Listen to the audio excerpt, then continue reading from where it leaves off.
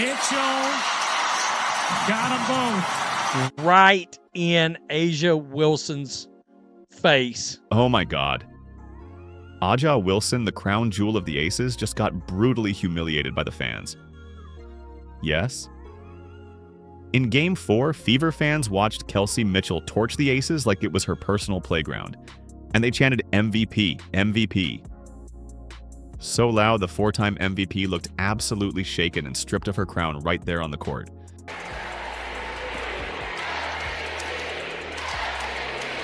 But that was not all. The biggest embarrassment was yet to come, because Aja clearly took this loss personally, and she tried to cover it with something even more ridiculous. Yes. After dropping 31 points, Wilson walked into the post-game interview and pulled out the cheapest excuse possible, and you know what it was? She claimed that the Fever got favorite whistles. I honestly, you just do your work. You got to do your work early and make it different. But Aliyah did say I have a special whistle. And she shot 13 today. She did that to you? Yeah. Yeah, she said the last game I had a special whistle, which is cool.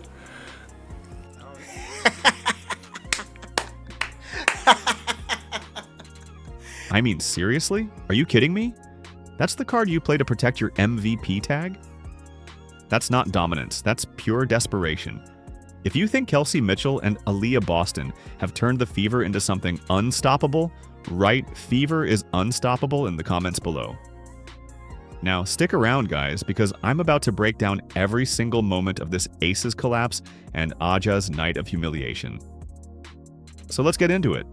This is diabolical work. I mean, fam. I can't believe she stepped on the podium and said this. All right, Game 4 between the Aces and the Fever. Oh man, what a night it was. Yep, I'm sweating. I was sweating non-stop watching this Indiana Fever game. On one side, you've got Aja Wilson, four-time MVP, the face of the league, the standard. And on the other, a team that's basically held together with tape, with 6 key players sitting on the bench because of injuries. You'd think the Aces should cruise through, right? Well, not exactly, because the real shock wasn't just the scoreboard, it was the crowd. Out of nowhere, Fever fans started chanting MVP, MVP at the top of their lungs. And no, they weren't chanting for Aja, they were chanting for Kelsey Mitchell.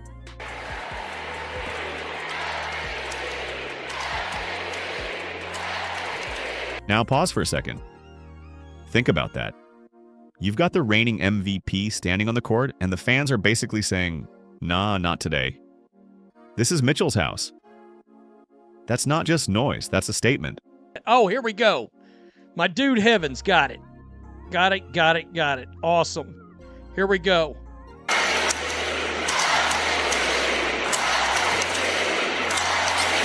It's on. Got them both. Right in Asia Wilson's face. It's a beautiful thing. And honestly, the fans weren't wrong. Mitchell played like she owned that game, dropping 25 points, hitting clutch shot after clutch shot, and refusing to back down when it mattered most. Every time the Aces tried to close the gap, it was Kelsey who stepped up and slammed the door shut. It's my understanding that the WNBA, the media, the voters, it's my understanding they believe Asia Wilson was the most valuable player. Even if only one player on the court in this entire game looked like the most valuable player in the league, and it wasn't Asia Wilson. Now tell me this, guys. How often do you see a player literally steal the spotlight from Aja Wilson? That's rare air. And in that moment, Mitchell wasn't just carrying her team. She was carrying the entire arena's energy. Even Fever head coach Stephanie White couldn't ignore it. Reporters asked her about those MVP chants after the game. And what did she say? She praised Mitchell's resilience, her focus, and how the team feeds off her leadership. Steph, at the end there, when Kelsey went to the free throw line and the crowd was chanting MVP, what were you thinking watching her close this out, have this performance on this floor in front of these fans after everything she's been through here? I, first and foremost, just an extreme amount of pride for her. You know, she has been through a lot, with this franchise. And the second thing is just, pride in her work and how much work she's put in to position herself to be in this moment. She loves this game. She just wants to play. And I'm incredibly proud of her. I'm thankful that our fans continue to recognize her greatness. And I'm thankful that she decided to come back and join us. Certainly because I have watched Kelsey from afar and have wanted to coach her for such a long time and have enjoyed, every opportunity that I've had. So she's finally getting her flowers. White basically confirmed what the fans already knew. Those chants weren't just for fun. They were earned. So now, here's the big question. How did A'ja Wilson react to all of this? Did she brush it off? Did she fire back? Oh, she had plenty to say. And let's just say, her comments stirred up another debate. But before we dig into what A'ja Wilson said, let's at least give credit where it's due. She showed up, dropped 31 points. It's not a quiet night by any stretch. And when you're a 4-time MVP, that's the standard, right? You're supposed to dominate. And she did. A'ja, I respect your game, fam. You a baller. I give it to you. But here's the twist. Even that kind of performance couldn't save the Aces. They still lost, 90-83. And that's when things got interesting.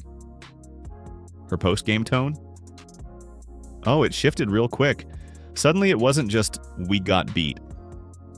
Nope, it was more like, wait a second.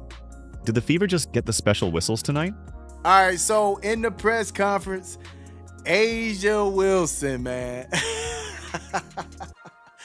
A'ja Wilson, y'all, ended up talking about a special whistle, right? Calling out what Aliyah Boston had said and started talking about how many free throws she had in this game. I honestly, you just do your work. You got to do your work early and make it different. But Aliyah did say I have a special whistle. She shot 13 today. Yeah. Yeah, she said the last game I had a special whistle, which is cool.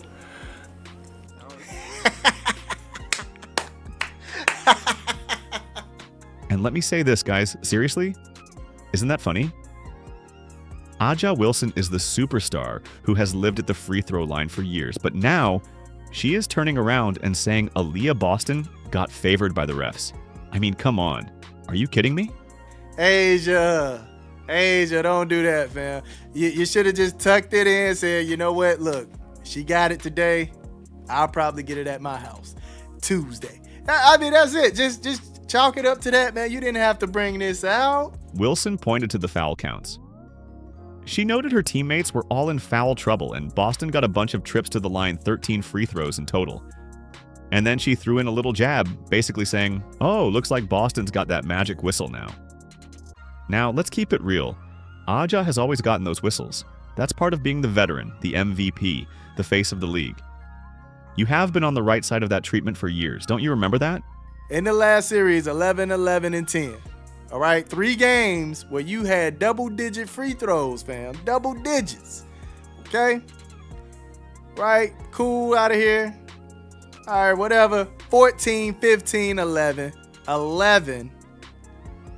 12, 12, 13, 11, 10, 13, 10. Come on, dog.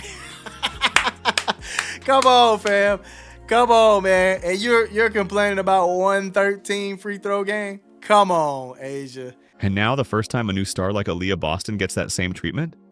Suddenly it's a problem? Suddenly it's unfair? You see the irony, right? That's what made her reaction almost comical. It's like watching the teacher's pet complain because someone else finally got a gold star. You can't have it both ways. You can't live on free throws your whole career, then act shocked when the rookie big finally earns a night of her own. You gotta stop this, A'ja. I mean, she said, yeah, it's cool. But if it was cool, why you bring it up? Come on, man. To be fair, some of those calls were legit. Boston was physical, she was dominant. But when your team just lost, complaining about whistles isn't really analysis. It's damage control. Wilson knows it, and honestly, she's smart. She's trying to shape the narrative heading into Game 5. But here's the thing. Whistles or not, the Fever flat out outplayed the champs.